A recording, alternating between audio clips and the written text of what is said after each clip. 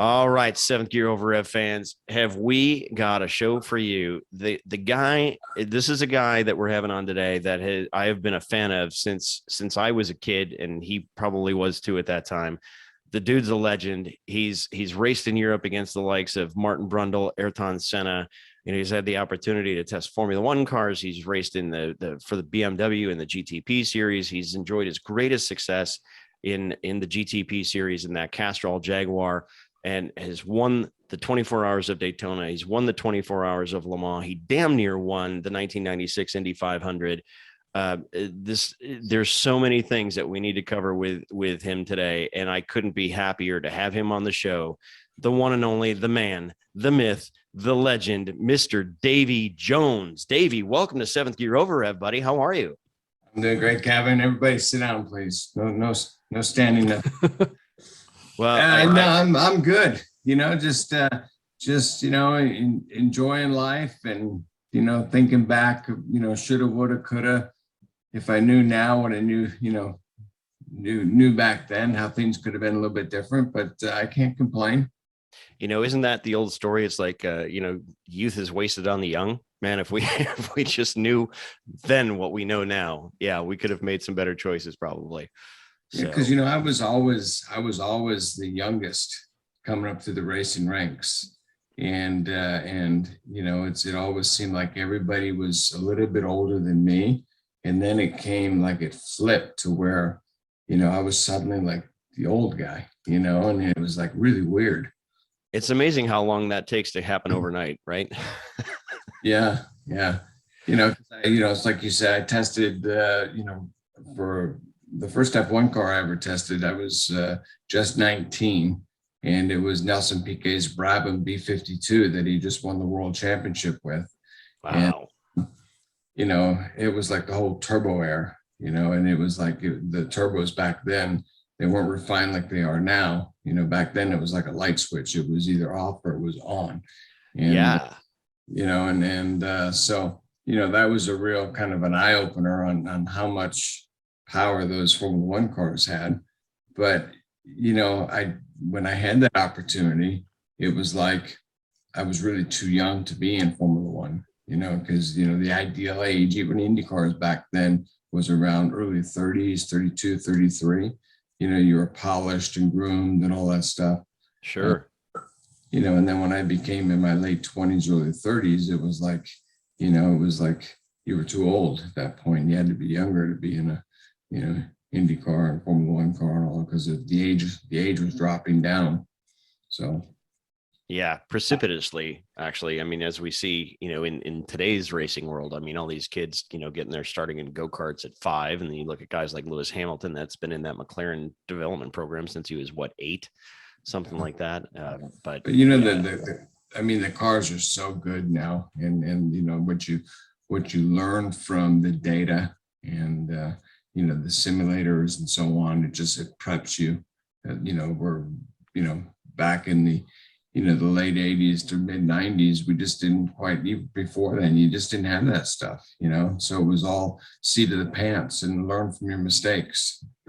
Well, not only that, but you could also get away with lying to your engineer, telling him that you were flat because you didn't necessarily have data to change that narrative. Yeah. You could. Yeah. So anyways.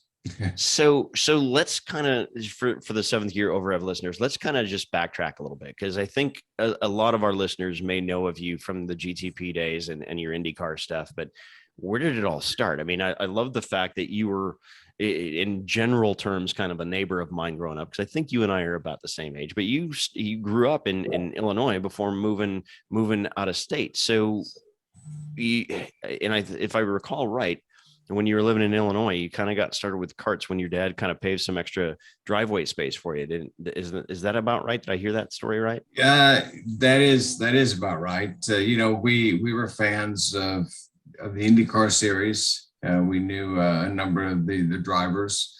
We'd go to the Indy 500 every year. The Michigan 500. We go to the IndyCar in Milwaukee. So we were fans, and we knew people in the sport. But there was this go-kart track in McHenry, Illinois, that would allow my sister to drive the go-karts, but wouldn't allow me because I wasn't quite tall enough or old enough, whatever the story was. So my dad just said, fine. He says, we'll just get a couple go-karts of our own and we'll pave an extension onto our driveway, kind of like around the barn and back in. So we had a few go-karts that was just, just for family hobby and fun. But then years later, we moved to upstate New York and we didn't have a place to ride these go-karts. So we went to the Syracuse Fairgrounds quarter midget track to test these cars or just kind of run the cars around. They were getting ready to do a race that weekend, and it was a big quarter midget race. And, that was the kind of like, hey, Dad, check these things out. These quarter midgets are pretty cool. So I started racing quarter midgets, and it just, one thing kind of led from there. It's just you go from there went to the Rotor Roost school in the Poconos, and at the age of 14, and it's got the ladder system. So, okay. So between the carts and the quarter midgets, I mean, number one, did you kind of like have start being pretty good at it straight away? I mean, did it come to you pretty quickly, or did it take a little bit? And with the quarter midgets, were they big fields? I mean, did you have a lot of guys to run against, like in go-karts? It was pretty competitive. The quarter midgets, it's back in the the late 70s, the early 80s. You really, to race go-karts, you had to be 16 years old or 17 years old, where quarter midgets or microds, you could start as young as 5 years old. So there really was an opportunity to race the go-karts anywhere other than just go to a track and just practice. So it was kind of a natural thing just to pick up a couple quarter midgets and start racing, through Pennsylvania and, upstate New York, and go to Ohio, Toledo, a bunch of different tracks around the area. But, we're racing on little asphalt tracks that were, 1/10 of a mile, 1/20th of a mile. I gotcha. I seem to sense that there's a story in there somewhere about you probably having to lie about your age at some point. Is my guess. Well, there is a story there because we went to the first Formula One race at Watkins Glen. I shouldn't say the first Formula One race, but it was a Formula One race at Watkins Glen. I think it was 78 or 79, and we were there as just participants or just guests, and we met Rotor Roost, and he just said, Davey, he said, he says, come on out to the track, and and if you can reach the pedals, we'll get you in a car.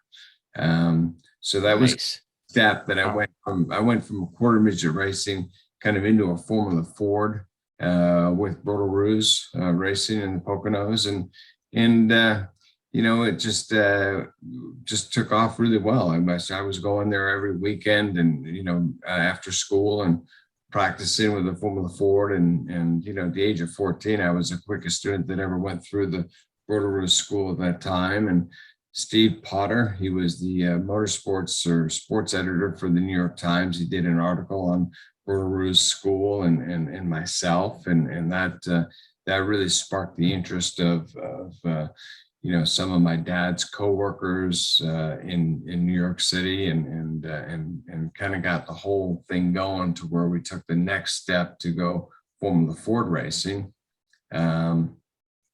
which is what I did. But it just so happened when I went Formula Ford racing, it was the same times that Michael Andretti was going Formula Ford racing. So he and I were some pretty vicious competitors against each other. And when I sent in all my stuff for the SCCA, which you had to be 18 years of age, we sent it all in legit. Here I am. I'm 16 years old, and I'm gonna go racing with the SCCA and so on. And they sent all the waivers, and they sent it back and said, no, you got to be 18 years of age. So we just turned around. We sent in all the information. As my older brother Davy Jones going racing at the age of 18, and we got all the racing license stuff that we needed, and we went Formula Ford racing with the SCCA in the States here for a year. But when you try to be the 18 years old and you look all of about 12, and you were winning a lot of races, there was a lot of people that were questioning my age. So, so the truth came out, and I had to go up to Canada for 2 years and race. So when you were running Formula Fords, Davey, what model Formula Ford did you run? So I had a PRS. Oh, nice. Yeah, we actually had a pair of 2 PRS chassis with Joe Stamola engines in them, and it was good. It was, Formula Ford racing is competitive as hell. And, you bet. It's with Michael Andretti being involved, it made it exceptionally competitive as well. I can only imagine. So when you were kind of coming up on this, was the goal to actually get into Formula Ford, and then obviously you went back into Formula One testing and the Le Mans racing, or was this back when you were going through all of that, it was just something that you just enjoyed the racing and just had the opportunity to do, and it just kind of became serendipitous on how you got into the meeting? Yeah, it was there was definitely no plan to go racing or make a career out of auto racing. It was just something that started out as a family hobby, with go-karts, and then we came across a quarter midget racing, and you do well at that, and then the next step you go to a driving school, whether it's a Skip Barber or whatever type of school it may be, and then from there you go Formula Ford racing, and we were just taking it one step at a time, as just as a family. We enjoyed doing it. We were competitive and we were successful. My dad, he enjoyed kind of running his own program, his own team. Yeah, I was going to say, did you guys do pretty much everything yourselves, or did you have a prep shop doing the work for you? No. I mean, we kind of learned from the school of hard knocks, and we took advice from the Andrettis, for example. They kind of gave us some input. Burr Ruse gave us a lot of input, and we just kind of got our engine program together and the chassis, and you go to the different races and you learn. Where it wasn't until years later when I had the opportunity to go to Europe and race Formula 3. That was the first time that I actually drove for a team that's all they do, is they just prep cars and they race. And that was a real step up to the whole program of being with a program that that knows all the ins and the outs and what to do and where to do it and how. I gotcha. It's interesting you brought up the name Joe Stamola, because he was a stalwart, especially like we were talking before we came on air about, the Atlantic program. Actually, I very nearly had the opportunity to go run Formula Atlantic with Joe back in that mid-'80 era. But my question then for you, Davey, is, so you said it started out as more of a family hobby. There wasn't any real plan to really move forward. At what point and what event, if you could say that, it made you kind of flip the switch and say, okay, I'm pretty good at this, but wow, we have a chance to take it to a whole nother level? So I went to Canada and raced Formula Ford, and we got connected with John Powell, and John Powell ran the race school program at Mosport Park, and so he kind of ran our program for us, when we were up in Canada, and then won the championship there, the Formula Ford championship. We came back to the States when I turned 18, and that's where I started racing Super Bs. And we hired on a couple really key people from an Indycar program to kind of run and manage our Super B program. And that year in 1982, it was, there was Ed Pan, there was Ellen Jr. did a couple races. Michael Andretti was racing Super B kind of the strong series to be in. And we were winning races, and here I was just fresh 18 years old and high school or a senior in high school. And a friend of my dad's, Bill Smith, he was an owner in McLaren Engines out of Detroit. So he had the connection there with McLaren and Ron Dennis and so on. And Ron Dennis was coming to the States because the Formula One monocoques were built by Hercules out of Detroit. Yep, I remember that. As the engines. So while Ron Dennis was visiting the States, he actually came up to visit Bill Smith in upstate New York and spent some time with myself and my dad. And Ron Dennis was kind of the key that got me to go to Europe to race Formula 3 in 1983, kind of under the McLaren banner. So I had an opportunity to race Formula 3 in the British Formula 3 series, where all I really had to do was just pay for my living expenses and my expenses during the program. Didn't really know anything about Ayrton Senna at that time, but quickly found out about 5 races into the series that this guy's for real. He's fast. So it was good. It was. I think that's where the jump really came to where, okay, now it's no longer a family sport or family hobby. Now we're going to make a career out of this. Yeah, now it's getting serious. So how did that work out for you in being in England there running the F3 series? I mean, were you kind of there just sort of managing things on your own? Did you have somebody kind of helping look out for you and your interests and stuff while you were there? I mean, how did that all play out? Yeah, it was Murray Taylor Racing. They one of the guys that was on the race team that drove the truck and did some of the kind of hospitality stuff and so on. He and I were kind of roommates in a little cottage that was actually owned by Derek Daly in Lord Heska's property. Oh, wow. So it's got interesting stories. But Derek Daly he made the move from Formula One to IndyCars, and he rented out his little cottage that was in just outside of Silverstone, and so we rented his cottage from him, and that's where I lived. Volkswagen was our engine supplier, and they supplied me a little Golf GTI while I was there.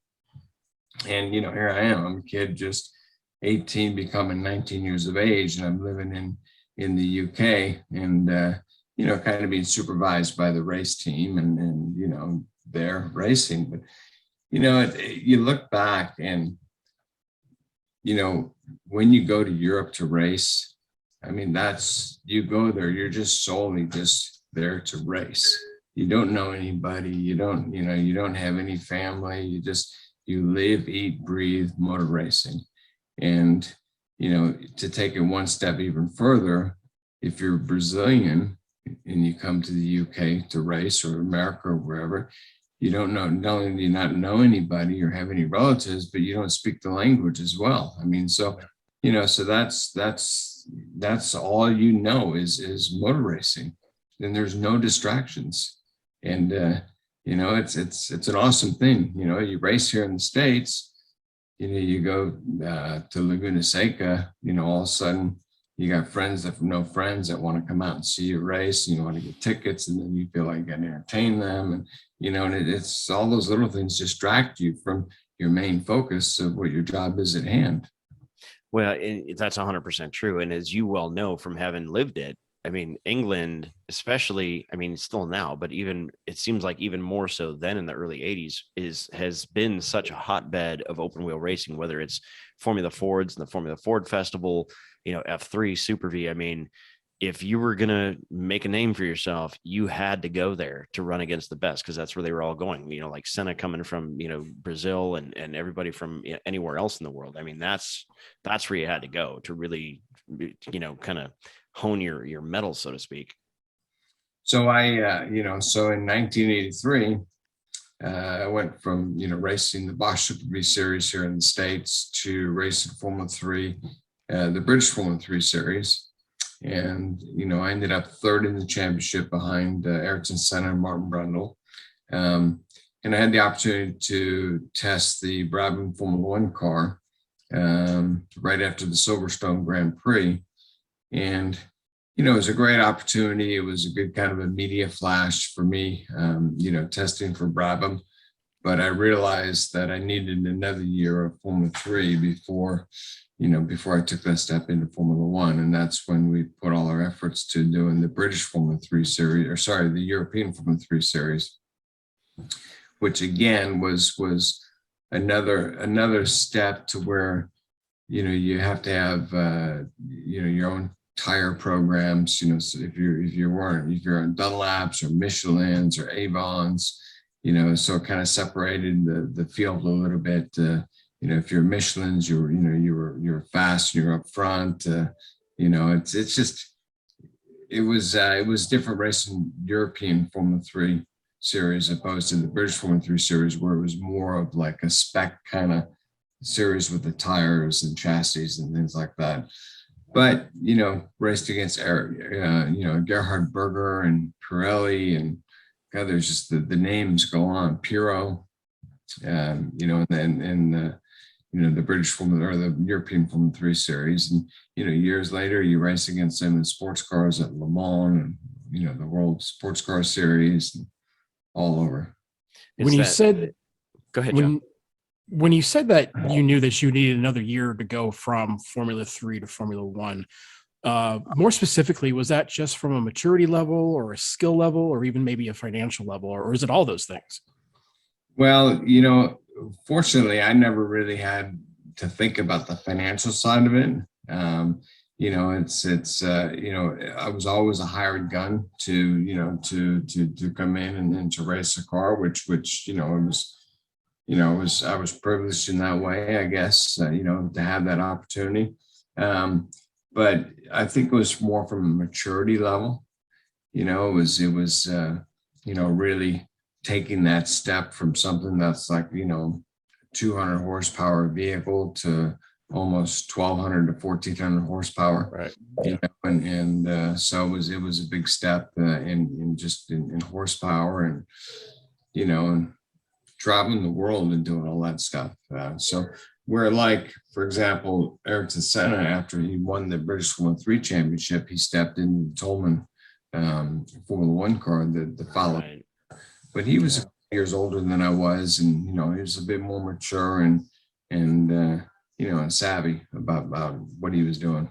Yeah. Well, and like you had said earlier, Davey, in that era of Formula 1 cars, that turbo era, man, it was all or nothing, right? It's not like the power came on nice and smooth. You'd get a little bit, and then all of a sudden, boom, you'd get all of it. So I'm sure that probably had to require a little bit of a different driving style too.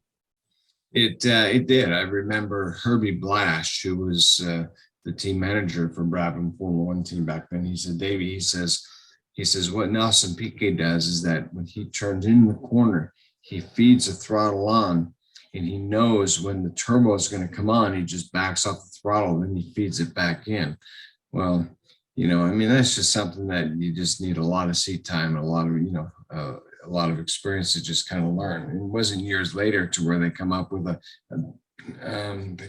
big turbo and a smaller turbo. So the smaller turbo feeds the lower RPM, roll into a bigger, turbo snail, as they call it. Yep. And then all the electronics with the timing and all that stuff, it just became to where the turbos were just as smooth as, there was like butter. When you roll on the throttle, it was just a nice ramp of RPM and power all the way through the RPM range. Yeah.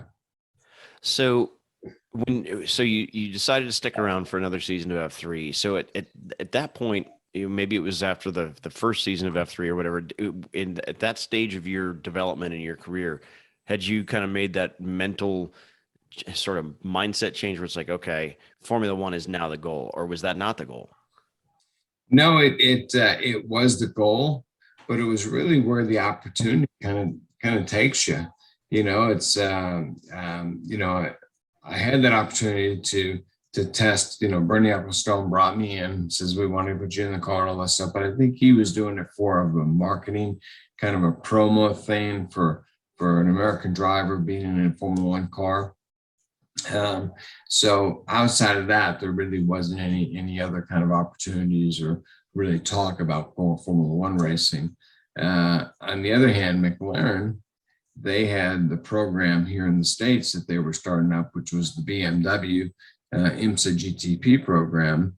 And they wanted to bring me back to the States to team up with John Andretti, David Hobbs, and John Watson in that program. So that's where I came back to the States after 2.5 years of Formula 3, and got into the BMW program with McLaren.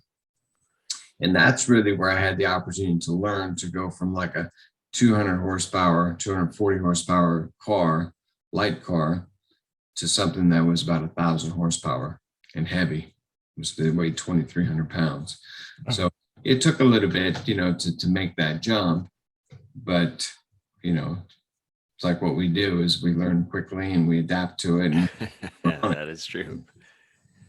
And that is where the legend of Davy Jones really started to take shape here in the States, is that BMW program. And those were beautiful cars. Like I was showing you before we came on here, I've got a couple of photos from the archives of those cars. So so that McLaren BMW deal was what, 1 season, 2 seasons?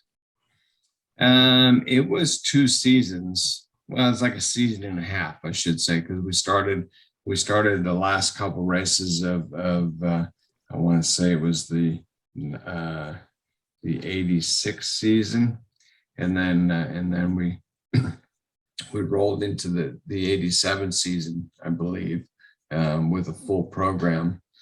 But we, as a startup program, we had March chassis. We had, really cool looking. I mean, the cars were futuristic looking. I mean, it looked really cool. Yeah, they were. Awesome cars. When we first started out, we did the last race at Daytona of that year, and the car was called the Ugly Duckling because it wasn't very appealing. And then they came out with this new slick kind of bodywork, and the cars looked way cool. But we had a lot of problems. We had some kind of a lot of fitment problems. We had a few fires with some Earl fittings that were getting too much heat from the turbo, and they were backing off, and fuel would spit out onto the turbos and start fires. And it wasn't until we lost a couple cars from fire that we realized what was causing the problem. Bobby Rahal had a rear piece of the bodywork to laminate and come off at Sebring going into turn 1, and he went end over end and destroyed a car. We went through a couple of different team managers that year, just trying to sort the whole program out. So when I saw you, Kevin, at Road America, we put the car on the front row, and that was a big deal for us, just trying to get the whole program to kind of finally come together and go from there. So wow, that sounds like in that short amount of time there was plenty of shit and turmoil to go through. Well, and in that race there at Road America that you were at, that was, everything was kind of coming together. And I put the car on pole, and then the first or second lap of the race, I got tucked in behind Jeff Brabham, and I lost the air off the nose of the car going through the kink, and I got into the grass. And once I got 2 wheels in the grass, the car wasn't going straight anymore. It was going sideways, and absolutely destroyed that car. And I remember that. I remember that well. And so, you go from being super excited, the whole team and everybody, to just completely destroying the car. And and everybody was really upset. And I remember our team manager then was he God, I got brain fade a second here. Hang on. That's all right. Well, while you're thinking of that, though, it's just that's another thing that you and I have in common, because I damn near rode off a Formula 2000 car in the kink at Road America as well. So I can absolutely sympathize. It wasn't necessarily anywhere near as big as your crash, but yeah, you and I have more familiarity with the kink than I think either one of us would probably like. Yeah, why can't I? Dick, this is bad. Okay. See, this is what happens when you have more memories than your brain can hold in over all the years. I know you're gonna edit this out, but let me just go back. So here we destroyed the car, and the whole team was just down in the dumps, and they were down on Davy and Bill Smith. The owner. He was upset because I mean, everybody was just kind of down, and so the team manager came to me and said, Davey, he said, don't worry. He says, as a team, we're 100% behind you. Bill Smith, they may have lost $1 million race car. We're going to build you a brand new car. We're going to go to Watkins Glen next week. And he says, and you're going to kick ass. You're going to pick up and we left off. We're going to continue on. And that's all I needed to hear. And went to Watkins Glen the following weekend, brand new car. Put it on pole with the track record, led the most laps, won the race. And that's what I said earlier, you go in a course of 7 days, you go from chump to champ. And it all kind of took off from there. And it was great to hear on your side, I guess, being a younger driver, hearing that, hey, don't worry about it. We know you're worried and we know you're upset about this, but we move on, and we're all a team here, and we can all move on together. And it obviously it could almost look at it as it was a down point, but it made you stronger in a sense because of you wanting to fight back and show that you were who you were. Exactly. And I know a lot today, a lot of drivers, they have driver coaches, and they have spotters and all that type of stuff. Back then we didn't have any of that stuff. It was you were kind of like the one man band. So to have your team just encourage you to just say, hey, we believe in you, we're behind you. Shit happens. We're gonna right car, and we're gonna go back, and we're gonna kick ass. Right. And you're 100% right, Davey. Sometimes you just need that one little bit of peace of mind, that one little vote of confidence, because that's all it takes, right? Because I mean, as a driver, we take that shit personally, and we don't like it because you always feel like it reflects, poorly on your reputation, but you inside, who you are, and you just want that next chance to prove what to be true. Well, and Kevin, I mean, it's such a mental game, it's any sport for that matter. If you get it in your head, it's either a win-win or it's a lose-lose. There's no in between. I remember years ago, Michael Andretti, we're at Riverside in the Super V cars, and I was on pole. Michael Andretti was outside front row. And that morning, we're at the drivers' meeting, sitting next to each other, and Michael says, "Hey, Davey," he says, I just want to let you know, he says, I had this dream last night that you were going to take me out in the first corner. and I said, really? And he says, yeah, he says it wasn't good. It was more of a nightmare or something like that, And so the start of the race, we the green flag drops. And that's all I could think about was taking Michael out, that he had that dream that I took him out in the first corner. And guess who got the lead? Michael got the lead. He got into my head and realized right then that that's the game you want to play. Yep.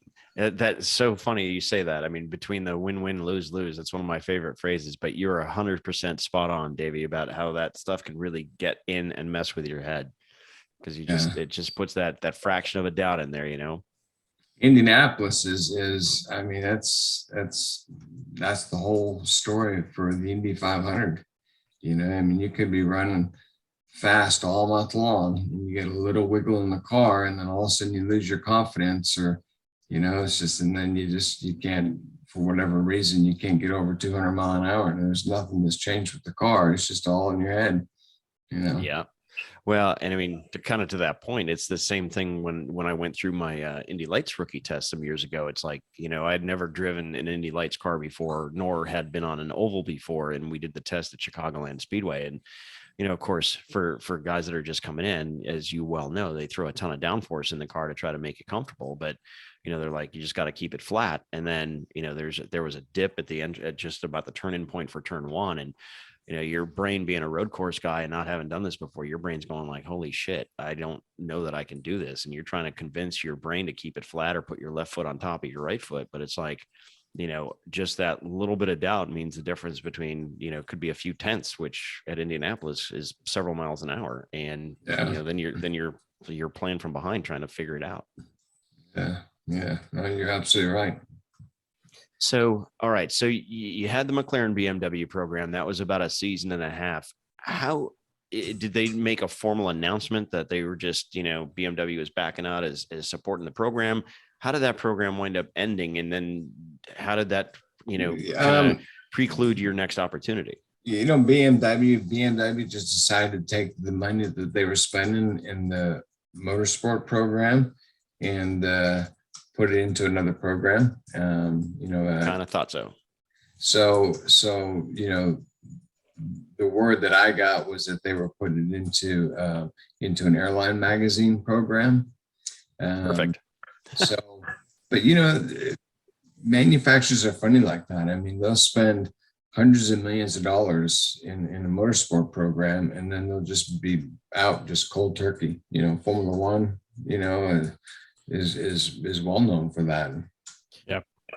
That's true. And it's so cyclical too. It could be the change of a CEO. It could be, any number of things, but then they wind up coming back in whatever time frame they come back in because of whatever changing global conditions or a different CEO or whatever it happens to be. The CEO he's a big golf player, a big tennis player, and he wants to put the money towards his hobby and that kind of stuff, So, BMW kind of did the same thing in Formula One. It was just all of a sudden, okay, yeah, we're done. And that was it. It was exactly. They were out of Formula One.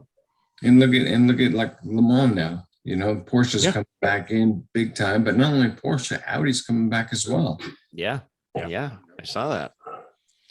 It's kind of crazy. So when that program ended, you're like, were you sitting there going, what the fuck am I going to do now? Or did you already have some other opportunities that you were kind of putting off to see what happened? Well, when you knew that was going to happen, you're kind of scouting out, seeing what your other opportunities are.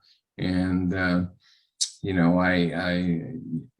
very thankful for AJ Foyt and AJ Foyt Racing to want to run me at Indianapolis in 1987. And so that's when I joined on with Foyt Racing. And, we did a handful of races that year.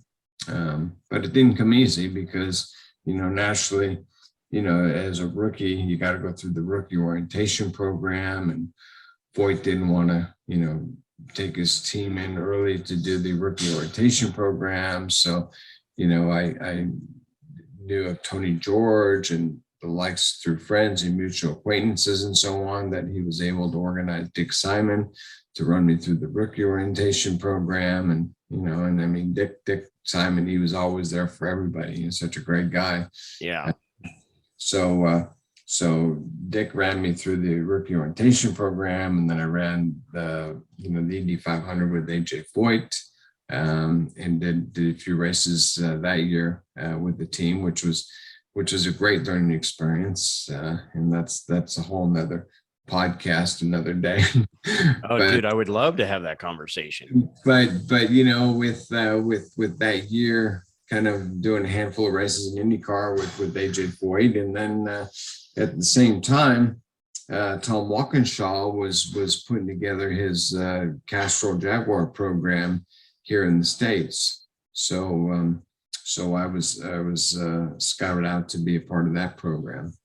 Okay. All right. Now hold So- before we get into that, because that's a whole chapter, half of the book by itself. But let's just back up for a second and talk about that brief time you had with AJ and the whole Dick Simon, Tony Hellman deal. So you got some interesting dynamics and some very cool relationships that were in play in that whole thing, just from hearing you tell that story. Because at that time, if I remember right, Tony George, I should say, was racing himself. It was either Super V or Atlantic or the Wildcat chassis, Indy Light, something like that.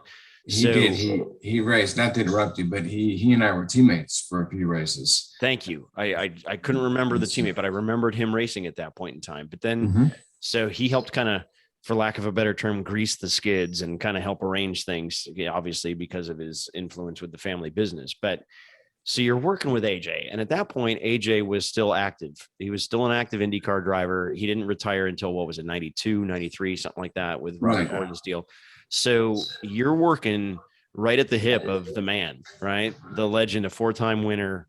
I have no doubt, and I'm sure you will confirm this, but that dude has to be one of the most demanding men, even at the ripe old age of 87, as he is now. What was that like working with AJ, and what, being a young guy at that point, as you were, was it intimidating? I mean, was he sometimes a dick to you? I mean, did it make you better? I mean, it would tell us about that part of that whole relationship. Well, growing up, AJ was always he was always my favorite. It's funny, but we would we'd go, like, when we started this conversation, we'd go to the Indy 500 every year. We'd go to the Michigan 500, and my sister and myself, our friends, we kind of have our favorite drivers. And I remember Ellinger Sr. was always my sister's favorite, and AJ Foyt was always my favorite to pick to win the races. And so, to fast forward many years to not only drive for him but be teammates with him was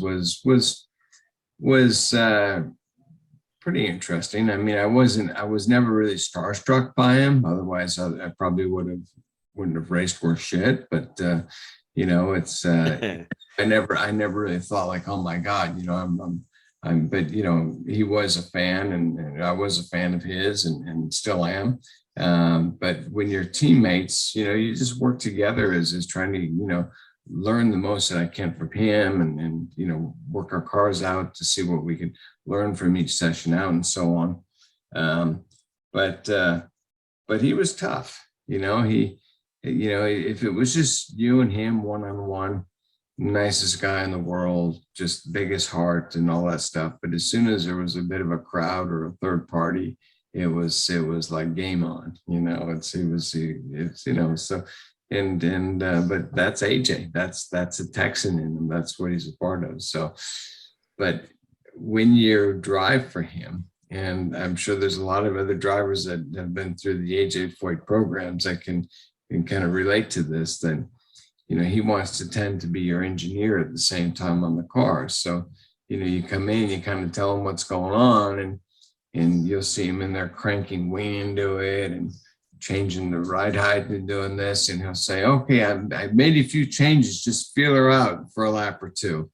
And you're driving out of the pit lane saying, okay, what did he change? Is thing gonna swap pins on me? What's gonna you just don't know. It was almost like winning it. But I still have visions of AJ. I can't remember if it was 76 or maybe 78. He was right around when he won his fourth, the year that he had a gearbox problem. Comes rolling into the pits, hops out of the car, still with his helmet on, his uniform on, grabs a sledgehammer and a crowbar or whatever, and he starts beating on the gearbox to try to free it up. And I'm like, that's just my vision of him, whether it's the car he's driving, the car you're driving, the car I mean, George Snyder was always one of his guys too. I mean, I could see him doing that on any of the cars in the Foyt stable for sure. Yeah. And then, I just, we'd show up there in the morning and practice starts, 10 or whenever practice started. And he's like, you just don't know. You'd say like, well, I don't think we're going to go out today, or I don't think we're not going to go out this afternoon. So you never really knew what the game plan was. You're always kind of wondering, we went to the race. The next race was at Milwaukee Fairgrounds, and I didn't drive for him in that race, but I was there as part of the team, and they had me work his pit board. And I never really worked a pit board before, but I'm out there and I got the earmuffs on and you got you're hanging over the pit wall. You got the pit board, you hang over the wall, and then they would tell me on the radio, Davy, put P whatever, 19.3, and so by the time I find the numbers, get on the pit board, thing out, he's already gone by, and it's like, okay, we'll get in the next lap. Well, in the next lap, the laps were like 20 seconds or 23 yeah, seconds around, right? Because Milwaukee's so short. And I was like, so that was something that I'll never forget is being manhandled on the pit board for AJ for that one race. And then we go to the next race, which was in Michigan. And again, I'm there, but I don't know if I'm going to be racing the car, driving the car or not until AJ shows up. And then when AJ shows up, he's like, yeah, get your uniform on. Let's get going, And it's like, you just never really knew and we're talking back, and this is in 1987.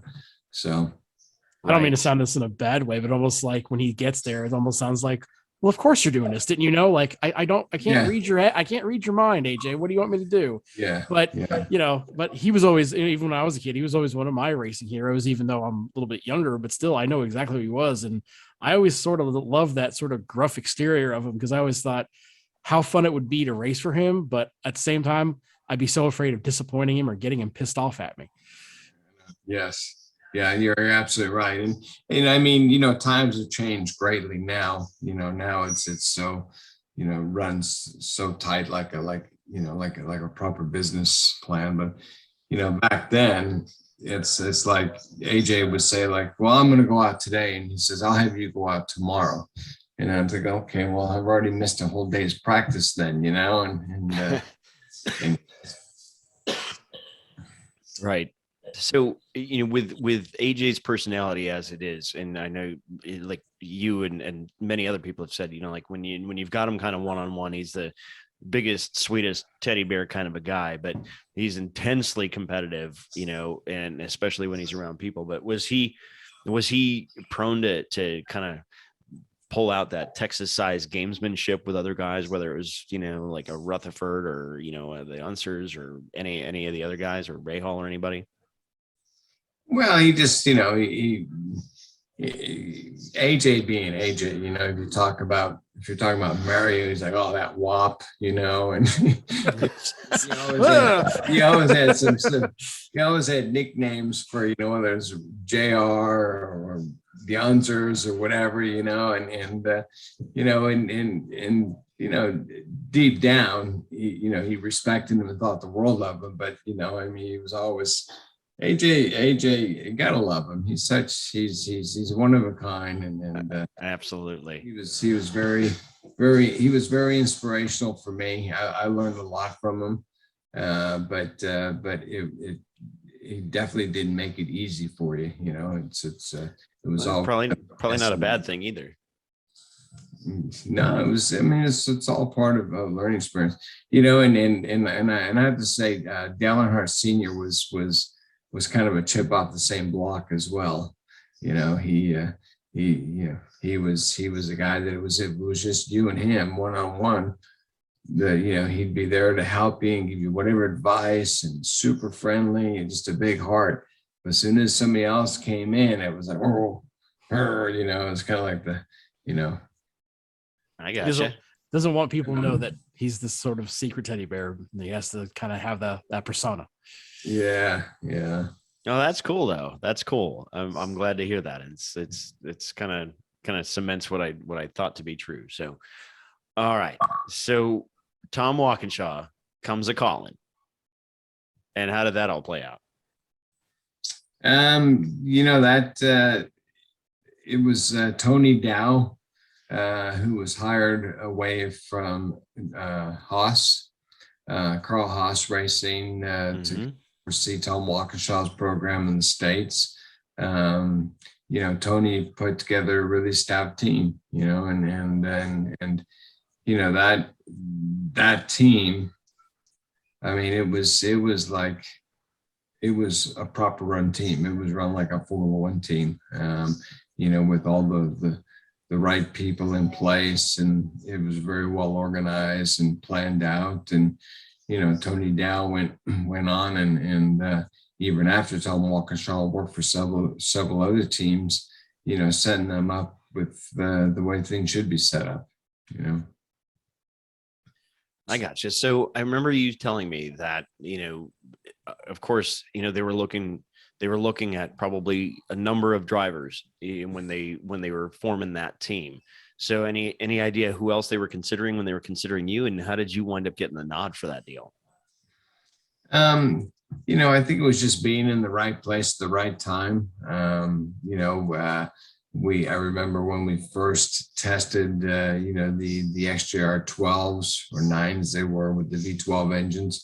We were at Talladega Speedway, and Eddie Cheever was there, and Martin Brundle, and Giant Dumfries and Jan Lammers. There was quite a few of us drivers there, and the test for me went real well, I don't know. We just signed a multi-year agreement and went to Le Mans in 1988. It was my first time at Le Mans, and it was just a really proper run program. I felt like I was at home, and that was kind of my team, my program.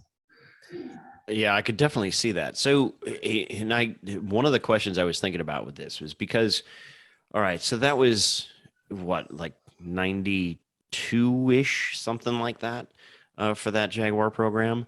Well, it started they were putting the program together in 97. Oh, 90. Okay. When I was running for AJ Foyt in IndyCars is when they approached me to join on their program for 1988. So as a team, we took Tom Walkinshaw Racing had been racing the WC or Group C in Europe for a couple of years. Mm-hmm. We brought over an American team to join in for Le Mans that year, 1988. So we ran 5 cars, and I want to say 3 cars were run under the Tom Walkinshaw British banner, and then 2 cars were run under the U.S. banner at Le Mans.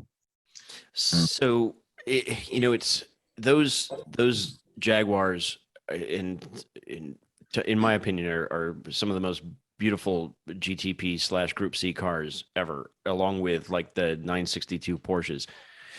My question is, I was just watching something about, the 962s and how, as they engineered that car, they were able to make kind of a quantum leap, a big leap in terms of downforce and that sort of thing that you couldn't possibly achieve in today's day and age of sports car racing. And I feel like the Jags had that kind of same big leap where it allowed them to be that strong and that dominant for that period. Would you say that that's a fair statement where you guys were able to kind of make that big jump that you couldn't get now? We did for the XJR 14. So it was from 1988 to 1993.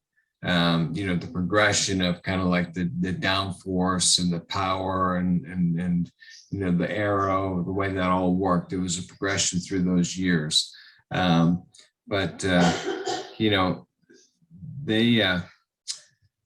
do I say this? I mean, we had V12 engines. So the V12s, they were a heavy engine. They were, opposed to what some of the others were doing were with the V8s or the V6 twin turbos and so on.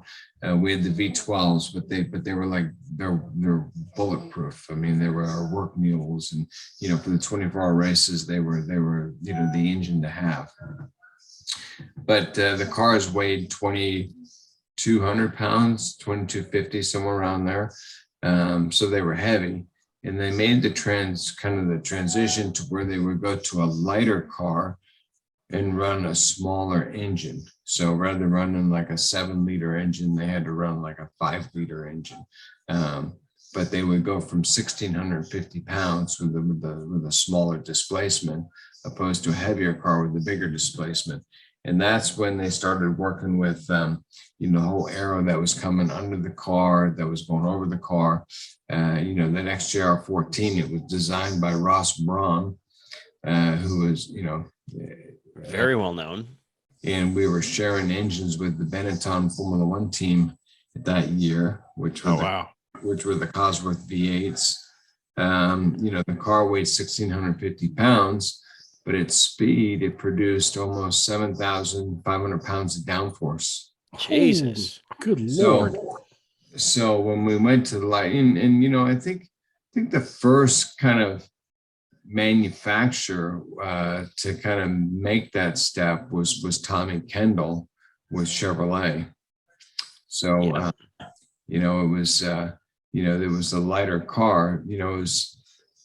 So when we decided to go from a V6 twin turbo at a 2,200 pound car to a V8 1,600 pound car, we lost, like in Mid-Ohio, for example, we lost like 8, maybe 10 mile an hour down the long back straight, but we gained so much time or mileage, mile an hour through the corners. We gained cornering speed with all that downforce, I'm sure. Almost 15 mile an hour through turn 1 at Mid-Ohio. Wow. And it was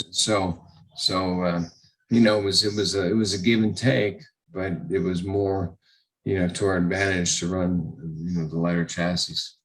So, I think about that sort of evolution as you're talking about with the Jags, and kind of prior to those cars, you had Bob Tullius's Group 44 guys running the Jags with not nearly that level of success. So do you put that down to just Tony Dow had put together a much better organized team, that everybody was on the same page? There was more funding than those guys had. It was just a better technology. What do you think was the difference there? I think it was all of the above. One thing with Tom Walkinshaw is that he hired the very best person that he can acquire for a particular job. So whether, like, for example, Ross Braun was our lead engineer and designer.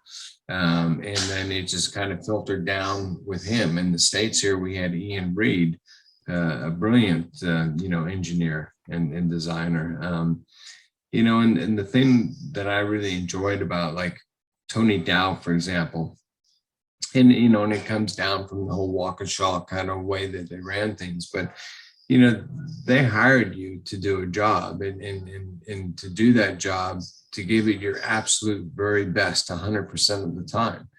And if you didn't do that, they would replace you. And I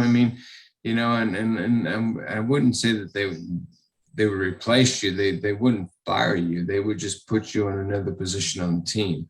So for example, if you were a tire changer and you weren't up for the task of changing a tire in 3 seconds, then you might end up in sub-assembly or something like that. They would just move you around to a different part of the team where it might suit you better. As far as the driver's side of it, I mean, when they were bringing over Martin Brundle or Derek Warwick, or bring on, Andy Cheever.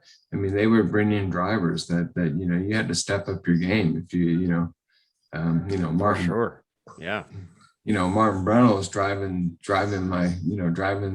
the second car on the team, but I'm going to make sure that I put a lap together that's faster than his. Hell yes. I mean, so it was good in that nature. I mean, it was almost like there was a lot of interactive tactics go on within the team, but I knew that every time that I got in that car, it was the absolute best that money and technology could put behind you. And you know, you show up at a race knowing that you know there's no reason for you not to win this race. You know, Well, you guys were in a position where it's like not only did the team culture kind of dictate that you'd show up to the track and expect to win, but it was kind of at that point, or at least when you guys were literally firing on all 12 cylinders, so to speak, the expectation was it was your race to lose, wasn't it? it was, and you know, and from a driver, if you put it on pole or you lead the most laps or you know you win the race, you feel like you did your job. You know, you did the best job that anybody in that position could have done, and you know, it was a whole team effort. It wasn't just down to the driver. You know, it was a whole team effort. You know, to make that happen. But you know, the relief that as a driver that if you won the race, you feel that you did your job. You know, Well, 100%. and for a driver, you know, there's no better feeling than knowing that you've got the best car and the best team and the best chance to do well. There's nothing more disheartening for a driver than to show up at a race knowing, you know, you're going to have to drive your ass off just to finish 12th or 15th, you know, as opposed to, you know, knowing that you're at the front every weekend. And you know, and it's awesome to have that and experience that. But if you fast forward 20 years, it's like I don't really enjoy, you know, racing, like club racing or historic racing for that reason. You know, I mean, I shouldn't say I don't enjoy it. I do enjoy, you know, getting in all various different types of cars and driving them and you know learning about them. It's a hoot. But when it comes to vintage racing or club racing, it's a whole mindset. The whole mentality is a different mindset. You know, you show up for a club race and it's like they'll say like, well, this engine is a little bit tired. You know, we should have rebuilt it, but we're gonna rebuild it after this race. Or these tires have 3 races on them, and we'll put new ones on for the next race. And I'm thinking like, why are you here? I mean, why not save the money that you're spending right now on this race that you don't have a chance in hell to win because you're down 25 horsepower and your tires are old as shit, you know? Why not just, you know, save this, you know, put this money towards the next race that you can come here properly and kick ass. Right. Stay home. Stay home. You know, when you're that guy that's soaking your tires in VHT because you can't afford a new set, you should probably not be racing. Yeah, I mean, yeah. So that's, you know, so I'm not, you know, I mean, I enjoy racing because I'm a racer, but I don't enjoy racing as a fan. You know, it's yeah, I mean that's just because that's the way that I was brought up, and that's the opportunity that I had to race with some of the best teams in the world. You know, a lot of people say like, hey Davey, you know, let's go to this race and you know, let's just go and have some fun and so on. And I'm thinking like, you know, I mean, I enjoy going to like, I enjoy doing off-road races or motorcycle races or something different than what I've done all my life, just because it's, you know, because I can enjoy that. But, you know, for example, if you're a banker and you've got, you know, a weekend off, you're not going to go to the bank and hang out for the weekend for fun, you know? Right. You know what I mean? Yeah. So, It's kind of I just found, saying. Go ahead, John. I was just gonna say it's just kind of like saying been there, done that. It's a whole you can't unless you're in the car doing it, as you probably said. It's like, yep, there those cars go, and I'm bored. yeah, no, I mean, yeah, it's just, you know, it's just what you get paid to do. And you know, that was your profession. And so now, you know, it's, I'm delighted that I had the opportunity to do that. And it's pretty awesome. But now I'm having some fun, you know, with Ricky Johnson and we're doing some off-road racing and you know, going from there. Well, and it's like, like you, Davey, I find that, racers make terrible spectators. That's why I rarely will go to a race if somebody invites me. It's like, if I'm not actually doing it and doing it properly, I really don't want any part of it. Well, I mean, I don't mind going for the first day or two and taking it all in and saying hello to everybody and seeing who's on first and what's on second. But Right? as the race itself, I mean, I'd rather just go back and watch it on TV. Exactly. On a big screen where you've got full access to food and Yeah, toilet facilities, and you don't have to exactly. freeze or get wet or cold or anything like that. So would it be fair to say, because you've had a number of amazing career moments, that era with the Jags there, would you say that's probably your favorite era of your career? I would say that, I was with Jaguar for nearly 7 years racing. So it's kind of like that era and that team. And, it's just, I felt like that was home for me. Uh, Yeah. during that time, I would did the odd IndyCar race here. You did the IROC series and you did some other stuff. Uh, but I think as far as, just kind of the cars that I really enjoyed the most was the sports cars, the endurance racing, and so on. Um, people always ask you like, what was your favorite car you ever drove? And I always say like all the cars that I won races with. Yep. you know, Yep. I had a feeling I that was mean, going to be the answer. Mine too. but it's like there isn't one particular race series. I mean, it doesn't matter whether it's Formula Atlantic or if it's midget racing or Indy cars. I mean, as long as if you're in a competitive car and you're hooked up, there's nothing like it. Yeah. It doesn't matter what car it is. It's just, if it's hooked up and working well, it's pretty cool. And as you get into that zone, man, and there's nothing like it. There's nothing like it. Yeah, no, exactly. So, um, I've been dying to ask this, and I don't want to close the door too quickly on the Jaguar years, but you had nearly won the Indy 500 in 1996, and first of all, I mean, and I know you drove for Andy Evans that year. If I remember right, it was Futaba sponsorship on the side of that car. Yeah, it was for Gallus. Gallus. It was Rick Gallus. It was Futaba. It was, I had part of that right. car. Sorry. I said I had part of that right. I just, I have these photographs in my head, but at least I remember the sponsorship deal. So how did Yeah. that deal come together? First of all, So with Rick Gallus, they, that was the year that they had the split between CART and the IRL.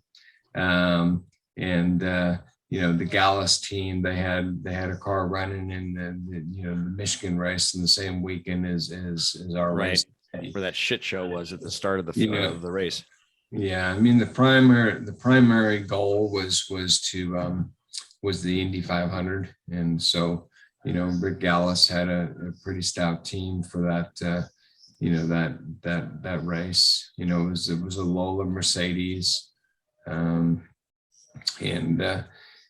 that race is kind of one of those shoulda, coulda, woulda. It came down to where I was really low on fuel, and at the end of the race, you want to have enough fuel in the car where you go full rich, which gives you about another 50 horsepower. And I wasn't able to do that. I had to keep the car full lean, and so. It was just trying to work the car the best that I can. On my own, I could run laps at 233 and control the pace. But if I got behind somebody, I didn't quite have the giddy up and go to get to draft them and get by them. So Well, and it didn't help that the salad bar damn near put you into the wall on the front stretch either. yeah. I mean, that was something that he was told over the radio to do whatever he had to do to block me, and by his team. His car owner was Andy Evans, and so but fortunately we did scuff the wall on the inside, but thankfully it didn't bend the car, it didn't throw it out of alignment, and so the car was still good. But it just came down to one of those, with just a few laps to go, it came down. There was a yellow, and it bunched the whole group, the field up. And when Buddy Lazier went by me, it was like I downshifted when he went by me. He went by so fast. So Wow. Well, I had wondered about that, if that little brush with the wall in the front straight had tweaked that left rear suspension at all, and I'm glad that it no, did. but I definitely had to roll out of it and take a half a lap, 3/4 of a lap, just to make sure that the car wasn't going to do anything strange. And so I was able to really keep my pace, but when Buddy Lazier got by me, I just didn't. Actually, it let some Pedri get by me, and it took a lot of laps for me to get by some Pedri. So when that yellow came out, though, to bunch the field up, I take it was not enough yellow to not have to run full lean. Well, it was questionable at that time, and it was like you go full rich and run out of fuel and end up 10th or 12th or 15th, Penthouse to shithouse, right? or you just keep it lean, and that you got enough to go to the finish. So but hindsight, when the race was over, I had plenty of fuel where I could have gone full rich, but that's hindsight. Was that just from the pitch or the fuel strategy that came about? It was. I had a puncture early on in the race, so before my first fuel window, I had a rear puncture, so I had to come in and change that. So it threw me out of sequence. But also pit stops, which is a really good strategy. And so we weren't concerned about it, but then it all depends on how it plays out when you come in your fuel windows, and so yes. So, and I got to ask this question. So I have no doubt you were bitterly disappointed with that race getting away from you. Like you said, coulda, shoulda, woulda.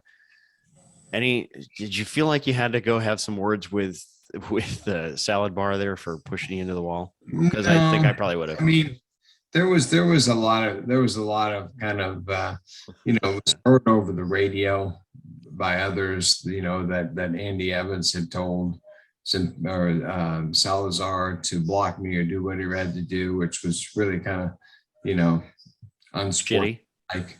And so there was some kind of harsh feelings, not by me, but to me, finishing second, it was a really good race. It was a great race, and I did everything I could do, given given the position that we're in and so on. And so, I was okay with it, but, if we go forward like a month or 6 weeks, I was going to say just a few weeks later, we were racing IndyCars at Mid-Ohio, and I came up behind Salazar, who was not even in the race. He was a couple laps down, and he was blocking me like he was trying to block me for the win, and jeez. And I got out of the car and I went down there, and the team grabbed me, and I just wanted to have a piece of them, There it is. I knew it. Why you gotta be a dick, man? But that's why they call him. That's why they call him a sleazy old salad bar. Yep. I have heard that nickname more than a few times. So after Indy, 2 weeks later, we're at Le Mans. Yeah, here we go. That's it. We're at Le Mans, and Andy Evans, who was Salazar's Enzo Pedri's team owner, was driving one of the Ferraris. It was an open cockpit, where the 333s or something. Yeah, I was going to say it was the 333. Yeah. And so, at Le Mans, here I am. It's pretty early on in the race, and I'm leading Le Mans, and I come up behind her. I come up, I guess Andy Evans had spun or something like that, and there was some yellows out, and we're going down the Mulsanne straightaway, and I come up behind the Ferrari, and as you come up alongside, I realized it was Andy Evans that was driving, because he's a tall gentleman, and he had this green helmet. It's not that hard to not know that it wasn't Andy Evans in the car. Right. So we're going down the Mulsanne straightaway. We're probably clicking along, 220, 225. And I got up alongside of him, and I started to squeeze him off the edge of the track. And I so badly wanted to squeeze him up, like two wheels in the grass, just to kind of show him what it feels like at that speed, what he told Salazar to do. Yep. But this little kind of bird told me, like, Davey, it's the start of the Le Mans, and they televised the first 4 hours. So if they see you do that, being an American in France, the French are going to penalize you. They're going to black flag you. So I just went on by, and, but that thought did cross my mind. They just Yeah, it certainly would have crossed mine too, but that was actually the infamous discretion being the better part of valor kind of deal, because you wound up going on to win that race. So, I mean, all was right with the world. That was good. It was good. And so many people say, do you know how close you came to win an Indy 500 and the 24 Hours of Le Mans in the same year? And AJ Foyt is the only guy that has ever been able to do that. And I says, well, maybe I'm the only guy that ever finished second in Indy and won Le Mans in the same year. That's a great way to reframe that, man. That's perfect. Yeah, not many people can say that. So good for you, man. You've got some pretty stout trophies there in your trophy case, between the 24 Hours of Daytona and certainly all of your other earlier championships, but then the 24 Hours of Le Mans win. And then the following year, 97, you have this horrible crash. Was that at Disneyland? I think it was. Yeah. Now, I remember seeing you walking around in the halo for the longest time ever. Did you actually suffer a broken neck, or was it just a severe neck injury in that accident? It was ligaments. So I didn't have any broken bones. There was no broken, people thought I broke my back and my neck. No, I didn't have any broken bones. It was just torn ligaments in the neck, which is from a severe whiplash. But going into 97, it was like it was with Gallus Racing. We had a full program. It would have been, the year was all. It's the first time in IndyCars that I really would have had the whole program just behind me, focused on me, to just go out and to it was geared up to be a kick-ass year. And unfortunately, that happened. The first race out, but it's with the injury that I had. A lot of times they'll go in and they'll fuse your neck through the surgery, they'll fuse your neck and do whatever they need to do to reattach the ligaments. Well, Terry Trammell, he had done this once before with Jack Hewitt in sprint cars, who had a similar injury. That if you wear a halo and you keep your neck immobilized for a period of time, 3-4 months, those ligaments will all reattach. And didn't know whether it was going to work or not, but it was a case to where, what have you got to lose? You get a couple months, and if they reattach, great. If they don't, then they go in and they fuse your neck. Right. And fortunately for me, they all reattached. Rock on. I'm happy to hear that. If I could for just a second, I want to backtrack a little bit. When it comes to the 24-hour Le Mans, obviously it's a grueling race, probably the most famous race in the world. How do you as a driver prepare physically, mentally, all that for such a grueling exercise and sport? How do you do that? Well, to me, I compare Le Mans track is a lot like Indianapolis.